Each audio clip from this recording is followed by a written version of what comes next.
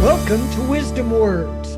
Every day I endeavor to impart words of wisdom from the Word of God, specifically from the book of wisdom, the book of Proverbs.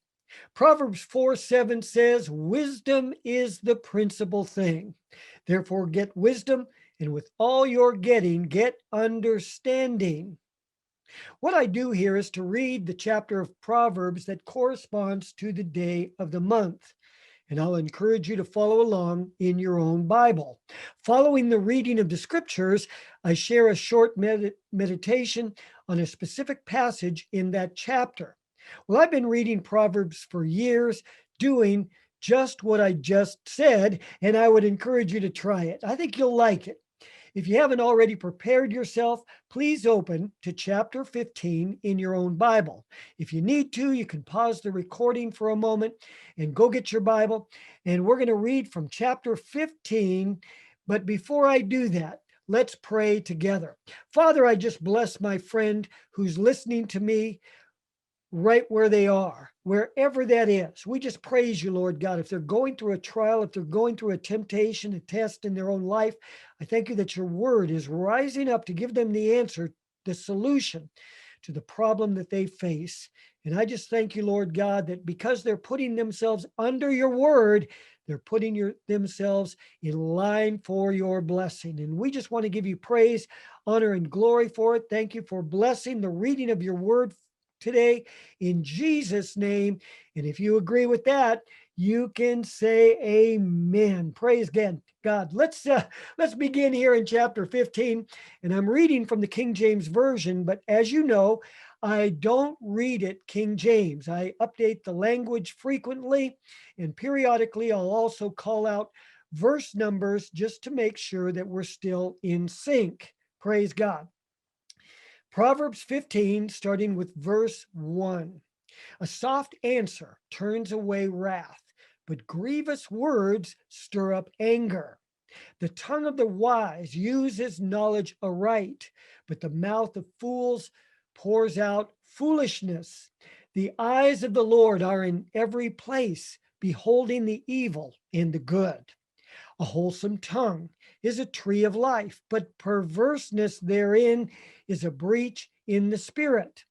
A fool despises his father's instruction, but he that regards reproof is prudent. Verse 6. In the house of the righteous is much treasure, but in the revenues of the wicked is trouble. The lips of the wise disperse knowledge, but the heart of the foolish does not so. The sacrifice of the wicked is an abomination to the Lord, but the prayer of the upright is his delight. The way of the wicked is an abomination unto the Lord, but he loves him that follows after righteousness. Correction is grievous unto him that forsakes the way, and he that hates reproof shall die. Hell and destruction are before the Lord. How much more then the hearts of the children of men? Verse 12.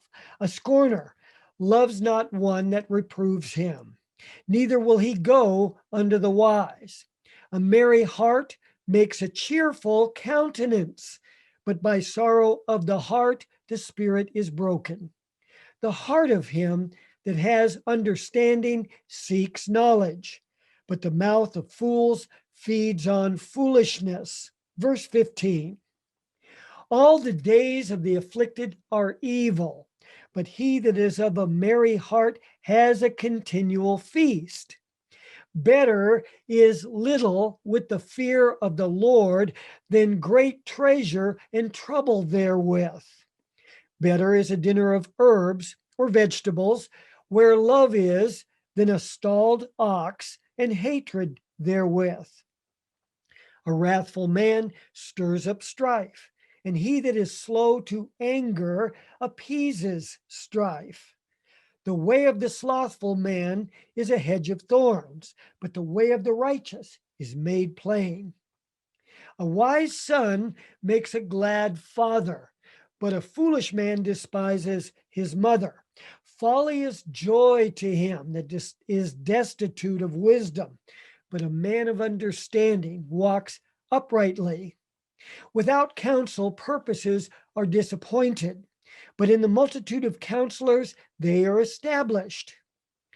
A man has joy by the answer of his mouth, and a word spoken in due season, how good is it? The way of life is above to the wise, that he may depart from hell beneath. Verse 25. The Lord will destroy the house of the proud, but he will establish the border of the widow. The thoughts of the wicked are an abomination to the Lord, but the words of the pure are pleasant words. He that is greedy of gain troubles his own house, but he that hates gifts or hates bribes shall live. The heart of the righteous studies to answer, but the mouth of the wicked pours out evil things. The Lord is far from the wicked, but he hears the prayer of the righteous. Verse 30. The light of the eyes rejoices the heart, and a good report makes the bones fat. The ear that hears the reproofs of life abides among the wise. He that refuses instruction despises his own soul, but he that hears reproof gets understanding. The fear of the Lord is the instruction of wisdom, and before honor is humility. May the Lord add his blessing, the blessing of the spirit of wisdom and revelation, to the reading of his word. Praise God. Now, for our meditation today, I want to focus on verse 29. Proverbs 15:29 says, the Lord is far from the wicked, but he hears the prayer of the righteous. That's so good when we realize our standing, our position, our pedigree. One of the problems that Christians make, and in fact, one of the problems that preachers make, is the failure to divide the covenants. As we read the Bible, we come to understand that there are two distinct covenants, which we divide into Old Covenant and New Covenant. Or actually, we could say there are three covenants: the Abrahamic covenant, the Mosaic covenant, and the covenant of the new creation. Or we could say there are 7 covenants, but I'm not going to break that all out right now. Just to simplify things, let's talk in terms of Old Covenant and New Covenant, or living under the law versus living under grace. Now, we are under grace, not under law, because Jesus fulfilled the law for us. And I hope there will be no disagreement about that, because it's foundational. Yes, the Mosaic law is in effect. It wasn't abolished, but it was fulfilled, not by us, but by Christ, as he did what we could never do. Praise God. Under the Old Covenant, one had to do good in order to have any legal standing with God. Now, I understand there's more to it than that. It's not as if there was no grace under the law. Of course there was, but before one could receive grace under law, you'd have to wait for the Day of Atonement or give an offering in order just to be forgiven, or more accurately said, just to have your sins covered. Now, under the new covenant, our sins are not just covered. Our sins are not just forgiven, but praise God, our sins are wiped away, never to be remembered anymore. We are called a new creation because we are created in Christ Jesus. It's not our work, it's his.